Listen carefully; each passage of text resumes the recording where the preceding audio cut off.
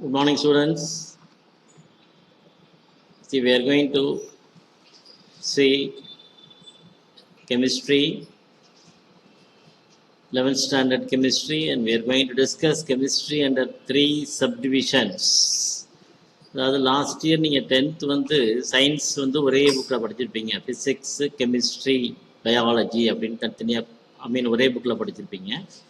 இப்போ வந்து ஃபிசிக்ஸ் தனியாக, கெமிஸ்ட்ரி தனியாக, பயாலஜி தனியாக எலாபரேட்டாக நீங்கள் படிக்கிறீங்க. அதில் எஸ்பெஷலி இப்போ கெமிஸ்ட்ரி இதை பொறுத்த வரைக்கும் கெமிஸ்ட்ரி வந்து 3 சப்டிவிஷன்ஸில் we are going to discuss. First வந்து ஆர்கானிக், அப்புறம் இன்ஆர்கானிக், அப்புறம் ஃபிசிக்கல் கெமிஸ்ட்ரி. 3 சப்டிவிஷன்ஸில் நம்ம கெமிஸ்ட்ரி படிக்க போகிறோம். ஸோ ஆக்சுவலாக உங்களுக்கு 2 வால்யூம் படிக்க போகிறீங்க கெமிஸ்ட்ரியில். அந்த 2 வால்யூமில் மொத்தம் 15 லெசன்ஸ் இருக்கும். இந்த 15 லெசனில் ஃபஸ்ட்டு வர்றது உங்களுக்கு வந்து ஒரு 6 லெசன். அது எப்படி இருக்குன்னா இன்ஆர்கானிக்கில் இருக்கும். அடுத்த 6 லெசன் ஃபிசிக்கல் கெமிஸ்ட்ரியில் இருக்கும். அடுத்த 6 லெசன் ஆர்கானிக்கில் இருக்கும். இப்போ இந்த மாதிரி எக்ஸாமினேஷனுக்கு ஈச் சப்டிவிஷன்லேருந்து ஒரு லெசன்ஸ் எடுத்துருவாங்க. இப்போ ஃபஸ்ட் மிட் டேர்ம் அது குவார்டர்லி அப்படின்னா இன்ஆர்கானிக்கில் 2, ஆர்கானிக்கில் 2, ஃபிசிக்கல் கெமிஸ்ட்ரியில் 2 அப்படிங்கிற மாதிரி லெசன்ஸ் வந்து அலாட் பண்ணுவாங்க உங்கள் பரீட்சைக்கு. இப்போ உங்களுக்கு இந்த ஃபஸ்ட்டு வால்யூமை பொறுத்த வரைக்கும் நீங்கள் என்ன படிக்க போகிறீங்கன்னா ஒரு 6 லெசன் வந்து இன்ஆர்கானிக்கில் படிக்க போகிறீங்க. இன்ஆர்கானிக் அப்படின்னா இன்ஆர்கானிக், அதாவது ஆர்கானிக் அப்படின்னா chemistry of carbon and it compounds தான் ஆர்கானிக் கெமிஸ்ட்ரி. அந்த ஆர்கானிக் இல்லாமல் மற்றது படிக்கிறது எல்லாமே இன்ஆர்கானிக் கெமிஸ்ட்ரி.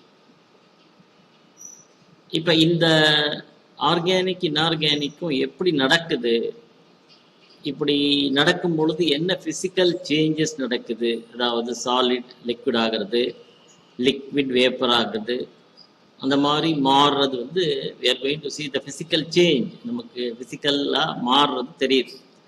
ஸோ அந்த பற்றி படிக்கிறது தான் ஃபிசிக்கல் கெமிஸ்ட்ரி. ஸோ இன்ஆர்கானிக் அதில் basic concepts of chemical calculations, அப்புறம் குவாண்டம் மெக்கானிக்கல் அப்ரோச், அப்புறம் பீரியாடிக் ப்ராப்பர்ட்டிஸ், பீரியாடிக் டேபிள், அப்புறம் ஹைட்ரஜன், அப்புறம் alkali and alkaline earth metals. So இதுதான் வந்து இன்ஆர்கானிக்கில் படிக்க போகிறீங்க. அதுக்கப்புறம் ஃபிசிக்கல் கெமிஸ்ட்ரியில் உங்களுக்கு என்னென்ன இருக்குது அப்படின்னா கேஷியஸ் ஸ்டேட், அப்புறம் தெர்மோடைனமிக்ஸ், அப்புறம் chemical equilibrium, then chemical kinetics. இது வந்து ஃபிசிக்கல் கெமிஸ்ட்ரியில். அதுக்கப்புறம் ஆர்கானிக்கை பொறுத்த வரைக்கும் basic concepts of organic chemistry, அப்புறம் நாமன்கிளேச்சர், அப்புறம் ஹைட்ரோகார்பன், அப்புறம் ஆர்கானிக் ஹேலஜன் காம்பவுண்ட்ஸ். இதெல்லாம் வந்து ஆர்கானிக்கில் நீங்கள் படிக்க போகிறீங்க.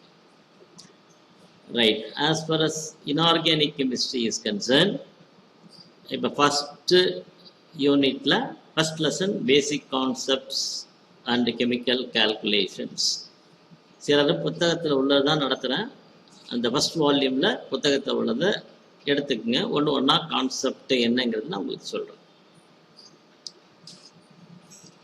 இன்ஆர்கானிக் அதாவது கார்பன் இல்லாமல் மெட்டல்ஸ், நான் மெட்டல்ஸ், கேஸஸ், மெட்டலாய்ட்ஸ், அதை பற்றி படிக்கிறது தான் இன்ஆர்கானிக் கெமிஸ்ட்ரி. இந்த சாப்டரில் நம்ம என்ன படிக்க போகிறோம் அப்படின்னா அட்டாமிக் மாஸும் அப்படின்னா என்ன, மாலிகுலர் மாஸ் அப்படின்னா என்ன, அட்டாமிக் மாஸ் அல்லது atomic weight and molecular weight அப்படின்னா என்ன, அப்புறம் what is the amount of substance, அதாவது மோல்னா என்ன அப்படிங்கிறத பார்க்க போகிறோம். அடுத்தது அவகேட்ரோ நம்பர்னா என்ன, அப்புறமா இந்த எல்லாத்தையும் ரிலேட் பண்ணுறோம். எது மாஸ், மோல், அப்புறம் நம்பர் ஆஃப் மாலிகூல்ஸ், இதெல்லாம் ரிலேட் பண்ண போகிறோம். அடுத்தது equivalent mass and molecular mass. ஒரு ஈக்குவலண்ட் மாஸ் என்ன, மாலிகுலர் மாஸ் என்ன, அப்புறம் equivalent mass upon oxidising agent and reducing agent என்னன்னு பார்க்க போகிறோம். அப்புறமா we are going to deduce the empirical and molecular formula. empirical formula, molecular formulaன்னா என்ன, அப்புறம் ஸ்டாக்கியோமெட்ரிக் கால்குலேஷன்ஸ். ஸ்டாக்கியோமெட்ரிக் கால்குலேஷன்ஸ்னால் ஈக்குவேஷன்ஸ் எழுதி அதை எப்படி பேலன்ஸ் பண்ணுறது. அப்புறம் what is a limiting reagent, calculate the amount of react. அதில் லிமிட்டிங் ரியேஜென்ட்டில் எவ்வளோ ரியாக்டன்ட் அண்ட் ப்ராடக்ட் இருக்கு. அப்புறம் what is oxidation and reduction. Oxidation reduction.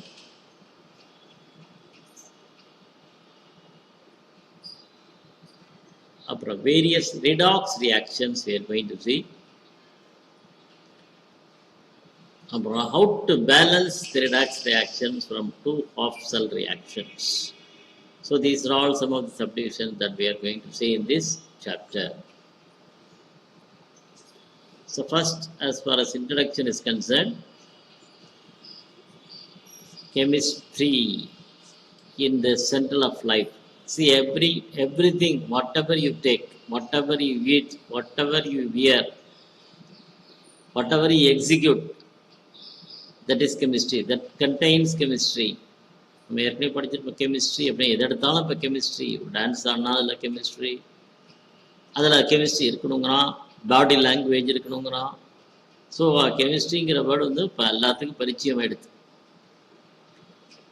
அந்த டே டு டே நம்ம சாப்பிட்ற சாப்பாட்டில் கெமிஸ்ட்ரி. சாப்பாடு என்னென்னா, நம்ம we are taking ரைஸ் எப்படி எடுத்துக்கிறோம், அதை குக் பண்ணி எடுத்துக்கிறோம். அதை சாலிடில் லிக்விட் போடுறோம். ஸோ அதில் கார்போஹைட்ரேட் இருக்குது. அது உடம்புல சாப்பிட்டோன்னே ஆக்சிஜனோட சேர்ந்து ரியாக்ட் பண்ணுது. இந்த கிளாத் வி வியர், துணி போட்டுக்கிறோம், சட்டை போட்டுக்கிறோம், அது it is made up of cotton. இந்த பஞ்சுலேருந்து வந்தது. இந்த பஞ்சுன்னா எகெயின் அது பிளான்ட்லேருந்து வந்தது. அந்த பிளான்ட்டில் காட்டன் இருக்குது. அந்த காட்டன் எல்லாம் நூல் மாதிரி வந்து நம்ம சட்டையை போட்டுக்கிறோம். That is the cloth wear. The where we are sitting on a bench, we are sitting on a chair. And the chair is nothing but from wood source. Wood is nothing but carbohydrate. Again, அதுலேயும் chemistry இருக்கு. See, whatever we eat, whatever we drink, whatever we wear, wherever we come across, அதில் எல்லாத்துலேயுமே chemistry இருக்கு. So it's an important role. It plays an important role in our day-to-day life. Right. இப்போ we are going to see what is a matter, classification of matter. Matter அப்படின்னா அது ஒரு பொருள். அது வந்து it has a mass and occupies a space. மேட்டர்னா ஒரு புள்ளி, ஏதோ ஒரு புள்ளி இருக்குது, இல்லை ஏதோ ஒரு பொருள் இருக்குது, ஏதோ ஒன்று இருக்குது. அப்போ ஏதோ ஒரு பொருளோ ஏதோ ஒரு புள்ளியோ இருக்குன்னா அதுக்கு என்ன இருக்குது, வெயிட் இருக்குது, அது ஒரு இடத்த அடைச்சிக்குது. அதுதான் நம்ம என்னன்னு சொல்கிறோம், மேட்டர் அப்படிங்கிறது. யூஸ்வலி இந்த மேட்டர் எப்படி இருக்கலாம்னா, இந்த மேட்டரை எப்படி கிளாஸிஃபை பண்ணலாம்னா, physical classification and chemical classification. Physical classification ங்கிறது mere seeing into the nature of the substance. ஃபிசிக்கலாக நம்ம பார்க்கும்போது அந்த மேட்டர் எப்படி இருக்கு, திடமாக இருக்கா, சாலிடாக இருக்கா, இல்லை தண்ணியாக இருக்கா, அல்லது கேஸாக இருக்கா. மேட்டர்னாலே 3 விதமாக தான் இருக்கலாம். ஃபிசிக்கலாக பார்க்கும்பொழுது 3 விதமாக தான் அது தெரியுது. ஒன்று கடினமாக இருக்குது, ரிஜிடாக இருக்குது, அதை சாலிடும்போது. அப்படி இல்லாட்டி தண்ணி மாதிரி ஓடுது, ஃப்ளூயிட்ஸ், அதை லிக்விட் அப்படிங்குவோம். இல்லை அது ஆவியாகி வேலை போகுது, கேஷியஸ் ஸ்டேட்டில் வேப்பராக இருக்குது. ஸோ இது வந்து ஃபிசிக்கல் கிளாஸிஃபிகேஷனில் மேட்டரை சொல்லுவோம். கெமிக்கல் கிளாஸிஃபிகேஷன் அப்படின்னா 2-3 கெமிக்கலை சேர்க்கறது. 2-3 கெமிக்கலை சேர்த்தா அது என்னவாயிடும், மிக்சர் ஆகிடும். மிக்சர்னா 2-3 கலவை, நிறைய பொருட்கள்லாம் கலந்து அது பேர் மிக்சர். அந்த மிக்சர் ஒரே மாதிரி இருந்ததுன்னா ஹோமோஜினஸ். ஒரே மாதிரி இருந்தது அப்படின்னா ஒன்றோட ஒன்று கலந்துருக்கு, அது அவ்வளோ சீக்கிரமாக பிரிக்க முடியாது அப்படின்னா அது ஹோமோஜினஸ். ஹெட்ரோஜினஸ்ங்கிறது வேற வேற சப்ஸ்டன்ஸ் சேர்ந்து கலக்கிறது, தனித்தனியாக பிரிச்சுடும். ஹெட்ரோஜினஸ் அப்படிங்கிறது. ஹோமோஜினஸ்ங்கிறது ஒரே ஒன்றா இருக்கிறது, ஹெட்ரோஜினஸ்ங்கிறது தனித்தனியாக இருக்கு. இப்போ அந்த பியூர் சப்ஸ்டன்ஸ் பார்த்தா அப்படின்னா நீ என்ன சொல்கிற அப்படின்னா, இதுதான் என்ன சொல்கிறேன்னா, இப்போ கெமிக்கலில் நம்ம என்ன சொல்லுவோம், ரெண்டு விதமாக சொல்லுவோம், elements and compounds. Elements and compounds. Elements அப்படின்னா ஒரே மாதிரி டைப் ஆஃப் ஆட்டம் இருந்ததுன்னா அதுக்கு பெரிய எலிமெண்ட். ரெண்டு மூணு டைப் ஆஃப் எலிமெண்ட் சேர்ந்து இருந்ததுன்னா அது ஒரு காம்பவுண்ட் அப்படிங்கிறோம். அப்படி இல்லாட்டி மிக்சர். மிக்சர் கிடையாது, compound. Chemical combination, particular combination ரெண்டு சேர்ந்து இருக்கு, அதுக்கு பேர் காம்பவுண்ட். இப்போ what is an element? Element அப்படின்னா ஒரே மாதிரியான ஆட்டம் இருக்கிறது தான் element. For example copper, copper, gold, silver, இந்த மாதிரி மெட்டல், இது எல்லாத்தையும் நம்ம என்ன சொல்கிறோம், எலிமெண்ட்ஸ் அப்படிங்கிறோம். ஏன்னா இந்த காப்பரில் இருக்கக்கூடிய மெட்டல் இருக்கக்கூடியது எல்லாமே ஒரே மாதிரியான type of atoms. Copper metal தான் எல்லாத்துலேயுமே இருக்கும், காப்பர் ஆட்டம்ஸ் தான் இருக்கும், அதனால அது எலிமெண்ட் அப்படிங்கிறோம். இப்போ அந்த காப்பர் இன்னொரு சல்ஃபேட்டோட சேர்ந்ததுன்னா அது காப்பர் சல்ஃபேட் அப்படிங்கிற கெமிக்கல், அது வந்து காம்பவுண்ட். காம்பவுண்ட்னா ரெண்டு எலிமெண்ட் ஒன்றா சேர்ந்தா காம்பவுண்ட் ஆகிடும். என்ன எலிமெண்ட்டு? காப்பரும் சல்ஃபேட்டும் சேர்ந்தா காப்பர் சல்ஃபேட். இதில் வேற வேற எலிமெண்ட் இருக்குது, காப்பர் தனியாக இருக்குது, சல்ஃபேட் தனியாக இருக்குது. ஆனால் இந்த எலிமெண்ட்டில் ஒரே மாதிரியான ஆட்டம்ஸ் இருக்குது, பட் இந்த காம்பவுண்டில் ஒரே மாதிரியான ஆட்டம்ஸ் இல்லை, வேற வேற மாதிரியான ஆட்டம்ஸ் இருக்குது. சரியா? இதுதான் difference between elements and compound.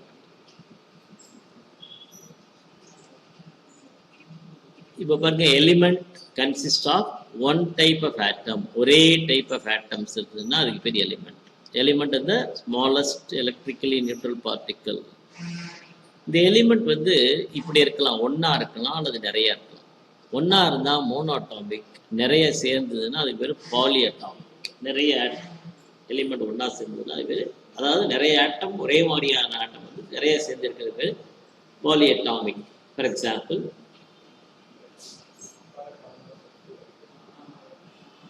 மோனோட்டாமிக்ங்கிறது gold, copper, இதெல்லாம் ஒரே மாதிரியான ஆட்டம் இருக்குது. பாலி அட்டாமிக் அப்படிங்கிறது ஹைட்ரஜன், பாஸ்பரஸ், சல்ஃபர், இதெல்லாம் பாலி அட்டாமிக். அதாவது ஹைட்ரஜனே தான் நிறைய சேர்ந்துருக்கு, ஆனால் ரெண்டு ரெண்டாக இருக்கு. ஒன்றா இல்லை, ஹைட்ரஜன் தான் ரெண்டாக இருக்கு. பாஸ்பரஸ் அப்படின்னா 4 பாஸ்பரஸ் சேர்ந்துருக்கு, சல்ஃபர்னா 8 சேர்ந்துருக்கு. டெட்ராமெரிக் அண்ட் ஆக்டால். ஸோ ஒரே மாதிரியான எலிமெண்ட் இருந்ததுன்னா, ஒரே மாதிரி ஆட்டம் எலிமெண்ட் இருந்ததுன்னா அதுக்கு பேர் மோனோட்டாமிக். 2-3 ஆட்டம் சேர்ந்து இருந்ததுன்னா, அதில் 2 இருந்ததுன்னா ஹைட்ரஜன், 4 இருந்துச்சுன்னா பாஸ்பரஸ், 8 இருந்துச்சுன்னா சல்ஃபர்.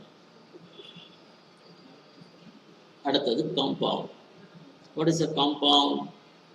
2-3 ஆட்டம்ஸ் ஒன்றா சேர்ந்தது அப்படின்னா, 2-3 ஆட்டம்ஸ் ஆஃப் டிஃப்ரெண்ட் எலிமெண்ட்ஸ் அதெல்லாம் சேர்ந்ததுன்னா ஒரு compound. See for example carbon டை ஆக்சைடுங்கிறது ஒரு compound.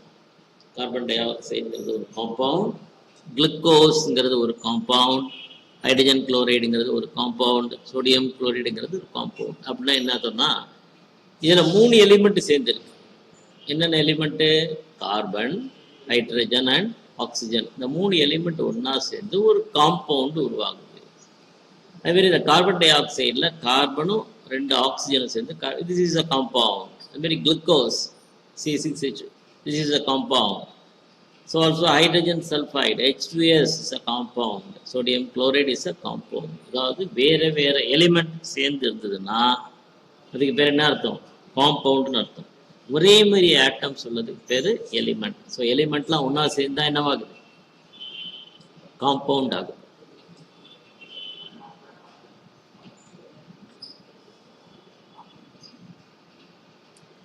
Compounds, properties of the compounds are different from those of constituent elements. அதாவது காம்பவுண்டோட ப்ராப்பர்ட்டி வேற, எலிமெண்ட்டோட ப்ராப்பர்ட்டி வேற. ஏன்னா 2 எலிமெண்ட் வேற வேற எலிமெண்ட் சேர்ந்து காம்பவுண்டாக உருவாகும். இப்போ for example sodium is a shiny metal. But chlorine is a irritating gas. But வரக்கூடிய sodium chloride is a crystalline substance. See, இது உங்களுக்கு என்னன்னு புரியுதா? அதாவது சோடியம் குளோரின் ரெண்டு சேர்ந்தா சோடியம் குளோரைடு வருது. What is sodium chloride? நம்ம காமன் சால்ட், நம்ம சாப்பிடக்கூடிய உப்புல என்ன இருக்கு? சோடியம் குளோரைடு சொல்லுவோம். அது எதனால் செய்யப்பட்டது இல்லை, எப்படி உருவாச்சு அப்படின்னா சோடியமும் குளோரைடும் சேர்ந்தா சோடியம் குளோரைடு. சோடியம்ங்கிறது ஒரு metal. It is a shiny metal, spongy white metal. It is highly reactive metal. See, சோடியத்தை பொறுத்த வரைக்கும் it is a highly spongy white metal. It is always kept under kerosene. Sodium கால்சியம்லாம் கெரசின்ல வச்சுருப்பாங்க. ஏன்னா it is a moisture absorbent. It is highly reactive. அதனால் அது மேலே paraffin wax வச்சு கோட் பண்ணியிருப்பாங்க. ஒன்று அது கெரசின்ல வச்சுருப்பாங்க, அப்படி இல்லாட்டி அது மேலே வேக்ஸை கோட் பண்ணி அது ஆக்சிடைஸ் ஆகாமல் பார்த்துப்பாங்க. அட்மாஸ்பிரிக் ஏரோட சோடியம் ரியாக்ட் பண்ணுதுன்னா அது சோடியம் ஆக்சைடாக மாறும். It easily catches fire. So சோடியம்ங்கிறது மெட்டல். குளோரின்ங்கிறது உங்களுக்கு it is a gas. It is an irritating gas. இந்த குளோரின்ங்கிறது டிஸ்இன்ஃபெக்டண்ட்டாக யூஸ் பண்ணுவோம் நம்ம பார்த்துருக்கீங்கன்னா. சரி, அது வந்து ஒரு greenish yellow gas. Chlorine is an greenish yellow gas. இப்போ சோடியத்தையும் அந்த க்ரீனிஷ் எல்லோ கேஸையும் சேர்த்தா வரக்கூடிய காம்பவுண்ட் வந்து sodium chloride. So it is crystalline solid useful for biological functions. எதுனா சோடியம் குளோரைடு. சோடியம் ஒரு ஸ்டேட்டில் இருக்குது, குளோரின் ஒரு ஸ்டேட்டில் இருக்குது. ரெண்டையும் சேர்த்தா வரக்கூடிய சோடியம் குளோரைடு வேற ஒரு உருவத்தில் இருக்குது. Next one.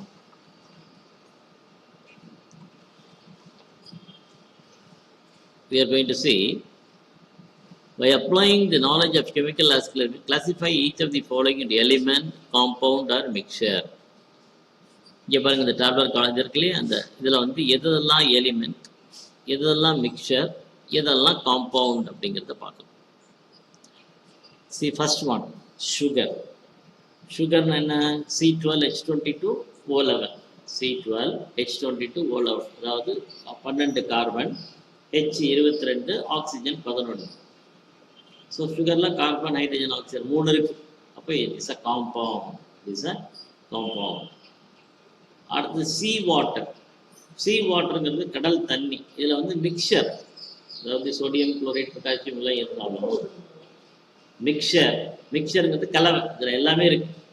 என்ன இருக்குது? உப்பு இருக்குது, குளோரைடு இருக்குது, புரோமைடு இருக்குது, அயோடைடு இருக்குது, சேவியட்ஸ் இருக்குது, எல்லாமே கலந்துருக்கு. அதனால் sea water I call mixture. Distilled water, தண்ணியை சுத்தப்படுத்துறது, ஆவியாக்கி திருப்பி குளிர்விக்கிறது. It is a compound. Then carbon dioxide is also a compound. Carbon dioxide is also a compound. Then copper wire. Copper wire. Copper wireங்கிறது ஒரே ஒன்று தான். இந்த ஒயர் ஃபுல்லாக காப்பராக இருக்கும். 2-3 இதெல்லாம் சேர்ந்துருக்காது. இந்த ஒயரே காப்பரில் செய்யப்பட்ட ஒயராக இருக்கும். அப்போ இட் இஸ் an element. ஒரே டைப் ஆஃப் ஆட்டம்ஸ் இருக்குது. So copper wire is an element. Copper wire is an element. Then table salt. Sodium chloride is a compound. It's a compound. Then silver plate. Silver plate. Silverங்கிறது ஒரே மாதிரியான type. வெள்ளி பாத்திரம், வெள்ளி தட்டு. இந்த வெள்ளி தட்டில் ஃபுல்லாகவே வெள்ளியாக தான் இருக்கும். ஒரே ஒரு ஆட்டம் தான் இருக்கும். அப்போ it is an element. It is an element. Naphthalene box. Naphthalene box. அதாவது 2 பென்சீன் ரிங் சேர்ந்து இருக்கிறது. Organic compound. இஸ் பாய்ச்ச உருண்டை, பூச்சி மருந்து ஒயிட் கலராக இருக்கும் இல்லையா, அதான் naphthalene. So these are all some of the example for element, compound and mixture. So again I am repeating. First one is a compound, second one is a mixture, third, fourth is a compound, fifth one is a element, sixth one again compound, seventh one is an element, eighth one is a compound. So we can classify the elements into compounds, element and mixture. Next we'll see what is in atomic and molecular masses. ஒரு ஆட்டத்தினுடைய wait என்ன, அல்லது ஒரு மாலிகுலோட wait என்ன அப்படிங்கிறத கண்டுபிடிக்கிறது தான் atomic mass. Atomic மாஸ்ங்கிறது எடை. See, atomic number is different from atomic mass. Atomic numberங்கிறது நம்பர், எண்ணிக்கை. It is a total number of protons or electrons present in an atom is called an atomic number. See, number வேற, mass வேற. நம்பருங்கிறது எண்ணிக்கை, மாஸ்ங்கிறது எடை. அது wait எடுத்து பார்க்கும் பொழுது என்ன வெயிட் இருக்கோ அதுதான் அதனுடைய அட்டாமிக் வெயிட். அதே ஆட்டம் வந்து அட்டாமிக் வெயிட், மாலிகுலர் தான் மாலிகுலர் வெயிட். இதை எப்படி நம்ம கண்டுபிடிக்கிறோம்? Atomic wait and molecular mass எப்படி கண்டுபிடிக்கிறோம் அப்படின்னா, சும்மா எடுத்து கண்டுபிடிச்ச ஆட்டத்தை தூக்கி திராசுல போட்டு வெயிட் எடுக்க முடியாது. நம்ம இதை வந்து மற்ற எலிமெண்ட்டோட கம்பேர் பண்ணுறோம். கம்பேர் பண்ணி இது எவ்வளோ ரியாக்ட் பண்ணுதோ அதுதான் அதனுடைய அட்டாமிக் மாஸ். அதுதான் என்ன சொல்கிறோம்னா யூனிஃபைடு அட்டாமிக் மாஸ்ன்னு சொல்கிறோம். இது இஸ் அக்செப்டட் பை ஆல். ஏதாவது ஒரு ஸ்டாண்டர்டாக வச்சுக்கிட்டு தான் மற்ற எலிமெண்ட்டோட அட்டாமிக் மாஸை கண்டுபிடிக்கும். முன்னாடிலாம் ஹைட்ரஜன் வந்து ஸ்மாலஸ்ட் எலிமெண்ட், அதை ஹைட்ரஜன் வந்து ஸ்டாண்டர்டாக வச்சுட்டாங்க. அதை ஸ்டாண்டர்டாக வச்சுட்டு மற்ற எலிமெண்ட்லாம் அதனுடைய வெயிட்டை கண்டுபிடிச்சாங்க. இப்போ வந்து ஸ்டாண்டர்ட் வந்து கார்பனை பேஸ் பண்ணி அதை ஸ்டாண்டர்டாக வச்சுக்கிட்டு ஒரு எலிமெண்ட்டோட அட்டாமிக் வெயிட் கண்டுபிடிக்கிறாங்க. Because carbon is present everywhere. Almost எல்லா பொருளையும் என்ன இருக்கு, கார்பன் இல்லாத பொருளே வெரி ரேர், எல்லா காம்பவுண்டாகவும் இருக்கு. ஸோ இப்போ அட்டாமிக் வெயிட் என்ன பண்ணுறாங்கன்னா 1/weight of an atom of the element divided by 1/12th part of 1 atom of carbon. அதாவது கார்பனை வந்து 12ஆக பிரிச்சுக்கோ. 12ஆக பிரித்து அதுலேருந்து ஒரு துண்டு எடுத்து வச்சுக்கிட்டு அதோட இன்னும் எவ்வளோ ரியாக்ட் பண்ணுதோ அதுதான் அதனுடைய அட்டாமிக் மாஸ். ஸோ இந்த அட்டாமிக் மாஸ்ங்கிறது ஒரு ஆட்டத்தினுடைய மாஸுங்கிறது அது எப்படி இருக்கும், அதோட வெயிட் என்ன. ஸோ யூஸ்வலி இந்த வாட்டர்ஸோட சைஸ் வந்து 10⁻⁻10 மீட்டர், அவ்வளோ சின்னது. அண்ட் வெயிட் வந்து 10⁻27.0000. The weight is too small. The size is small, the weight is also small. So we are not able to measure it directly. டைரக்டாக அதனுடைய மாஸை நம்மளால கண்டுபிடிச்சோடனே வெயிட்டை போட்டு கண்டுபிடிக்க முடியாது. கார்பனோட ரியாக்ட் பண்ணி பண்ணும்பொழுது, கார்பனோட கம்பேர் பண்ணும்பொழுது அதுக்கு என்ன வெயிட் வருதோ அதான் அதனுடைய அட்டாமிக் மாஸ். ஹைட்ரஜனோட கம்பேர் பண்ணும் பொழுதோ அது என்ன வெயிட் வருதோ அதான் அதனுடைய அட்டாமிக் மாஸ். ஆக்சிஜனோட கம்பேர் பண்ணும் பொழுது என்ன வருதோ அதான் அதனுடைய atomic mass.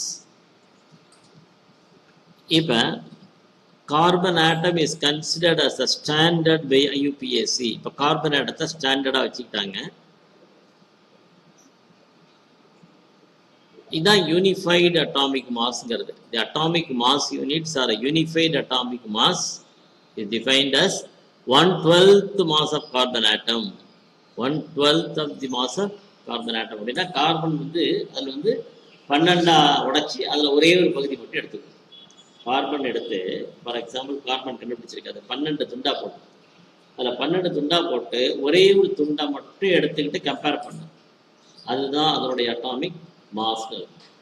So atomic mass unit is equal to 1.6 × 10⁻27 kilogram. It is too small to measure. அடுத்தது the relative atomic mass is defined as ratio of average atomic mass to the unified atomic mass. இப்போ நம்ம கண்டுபிடிக்கிறது relative atomic mass. இது relative atomic மாஸ்ங்கிறது average மாஸுக்கும் unified மாஸுக்கும் உள்ள ratio. Average மாஸுக்கும் unified மாஸுக்கும் உள்ள ratio தான் அதோடைய atomic wait. For example, the relative atomic mass of hydrogen is equal to average mass divided by 1.6605. Average mass நம்ம ஏற்கனவே கண்டுபிடிச்சு வச்சிருக்கோம். இதை வகுத்தேன்னா 1.008 வருது. இந்த 1.008 தான் ஒரு ஆட்டத்துடைய வெயிட்டு, அதாவது ஹைட்ரஜன் ஆட்டத்துடைய வெயிட் நம்ம பார்த்தோம்னா ஹைட்ரஜனோட அட்டாமிக் வந்து 1.008ங்கிறது வந்துடுது. ஸோ இப்படி தான் ஒரு எலிமெண்ட்டோட அட்டாமிக் வெயிட் கண்டுபிடிக்கிறாங்க. இந்த அட்டாமிக் வெயிட் வந்து யூஸ்வலி ஃப்ராக்ஷனல். அட்டாமிக் வெயிட் வந்து ஹோல் நம்பராக கிடையாது, ஃப்ராக்ஷனலாக இருக்குது. காரணம் because of the existence of isotopes. Isotopes அப்படின்னா இப்போ ஹைட்ரஜன் பார்த்தீங்கன்னா 3 விதமாக இருக்குது, புரோட்டியம், டியூட்ரியம், ட்ரிட்டியம். 3ஐயும் கூட்டி 3ஆல் வகுத்தா என்ன வருதோ அதுதான் ஹைட்ரஜன். இவ்வளோ ஹைட்ரஜன் இருக்குது. சரி, அதில் 99.9% புரோட்டியமாக இருக்கும், H11. 0.01% டியூட்ரியம். 10⁻23 பார்ட் எடுத்தேன்னா அதில் ஒரு பார்ட் ட்ரிட்டியம். இப்போ ஹைட்ரஜன் அப்படின்னாலே 3 ஹைட்ரஜன் ஆட்டத்தையும் கூட்டி 3ஆல் வகுத்து வரக்கூடிய வெயிட் தான் 1.008. அடுத்தது எக்ஸாம்பிள் கொடுத்துக்கலாம் பாரு, குளோரின். ஆக்சுவலாக குளோரின் வந்து 1735 அண்ட் குளோரின் 1737. குளோரின் 1735ங்கிறது chlorine 1735 and 1737 are isotopes of chlorine. இதில் குளோரின் 1735 இருக்கு பார்த்தியா, குளோரின் 1735 வந்து 33% அப்படிதான் இருக்கு, 77% அப்படி இருக்கு. Cl 1737 வந்து 23% அப்படி இருக்கு. அப்போ ரெண்டையும் கூட்டி 100ஆல் வகுத்தேன்னா the weight is 35.46. இதுதான் ஆக்சுவலாக அட்டாமிக் வெயிட் ஆஃப் குளோரின். இந்த அட்டாமிக் வெயிட் ஆஃப் குளோரின் எல்லாத்துலேயுமே 46 இந்த மாதிரி ஃப்ராக்ஷனாக வர்றது காரணம் because of the existence of isotope அப்படிங்கிறத தெரிஞ்சுக்கணும். ஐசோடோப் அப்படின்னா இந்த ஆட்டத்துக்கு அட்டாமிக் நம்பர் 1 இருக்கும், பட் மாஸ் நம்பர் மாறி இருக்கும். இப்போ இந்த குளோரின் பார்த்தீங்களா, அட்டாமிக் நம்பர் 1 இருக்குது, பட் மாஸ் நம்பர் மாறி இருக்கு. அப்போ இயற்கையிலே நிறைய கிடைக்கக்கூடியது எது? இதான் 77% இது, 23% இது இருக்கு. இப்போ ஆக்சுவலாக குளோரின்னாலே அதோட வெயிட் வந்து 35.47 அப்படிங்கிற மாதிரி தான் எடுத்துக்கணும். ஏன்னா ரெண்டையும் கூட்டி 2ஆல் வகுத்து ஆவரேஜ் வரும். அடுத்தது மாலிகுலர் மாஸ். மாலிகுலர் மாஸ்ங்கிறது ஒரு மாலிகுலோட வெயிட். ஆட்டம் மட்டும் வச்சுன்னா அட்டாமிக் வெயிட், 2-3 ஆட்டம்ஸ் இருந்துன்னா ஒரு மாலிகுல், அந்த மாலிகுலோட வெயிட் தான் மாலிகுலர் வெயிட். இப்போ ஃபார் எக்ஸாம்பிள் இதெல்லாம் கிளஸ் டேபிள் இருக்கும், நீங்கள் கொடுத்துருப்பாங்க, பட் இல்லாட்டாலும் தெரிஞ்சுக்கங்க. ஹைட்ரஜன் பார்த்தீங்கன்னா 1.008, அதாவது ஒரு ஹைட்ரஜனுக்கு 1, 2க்கு 2.06. தென் மாஸ் ஆஃப் குளுக்கோஸ் என்ன, C6H12O6, அதாவது கார்பனுக்கு 12, ஹைட்ரஜனுக்கு 1, ஆக்சிஜனுக்கு 16, எல்லாத்தையும் கூட்டினா 180. கார்பனுக்கு 6, ஹைட்ரஜன் 1, ஆக்சிஜன் 16, எல்லாத்தையும் கூட்டினா 180.06. ஸோ இந்த 180.06 தான் குளோரினோட குளுக்கோஸோடைய அட்டாமிக் வெயிட். குளுக்கோஸோடைய அட்டாமிக் வெயிட். இந்த மாதிரி டேப்லெட் காலத்தில் நிறைய இருக்குது. நீங்கள் இந்த வெயிட் ஒன்றா கண்டுபிடிங்க. இங்கே பாருங்கள், ஹைட்ரஜன் இதெல்லாம் மனப்பாடம் பண்ணணும் ஓரளவு. இப்போ what is the mass of ethyl alcohol? கார்பனுக்கு 12, அப்போ ஈர் 12 24, 24 5 29, 29 16 39 45, ஹைட்ரஜனுக்கு 1, அப்போ 46. therefore molecular mass of ethanol is 46. அதேமாரி பொட்டாசியம் பெர்மாங்கனேட் என்னன்னா கே தனியா, எம்என் தனியா, ஓ தனியா, எல்லாத்தையும் கூட்டி போட்டோம். அதுமாரி பொட்டாசியம் டைக்ரோமேட் கே தனியா, சிஆர் தனியா, O4 தனியா. அதுமாரி சுகர் C12 H12. இது எல்லா ஆட்டத்துடைய இண்டிவிஜுவல் வெயிட்டாக கொடுத்தா வரக்கூடிய மாலிகுலர் மாஸ் கரெக்டாக. Remaining wheels next class.